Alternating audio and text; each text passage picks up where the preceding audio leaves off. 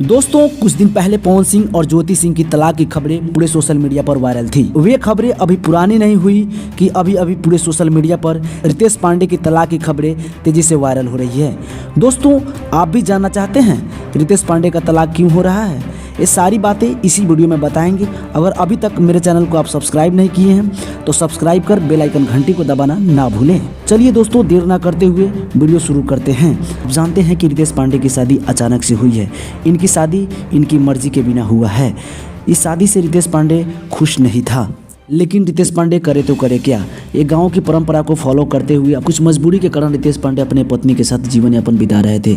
लेकिन इसी बीच रितेश पांडे को अपनी पत्नी की अफेयर का शक कि अभी शादी का 8 महीना हुआ भी नहीं कि रितेश पांडे की पत्नी मां बन गई है। इस बात को लेकर उनके घर में कुछ महीनों से अनशन थी। ये बातें अब तक तलाक पर पहुंच गया है।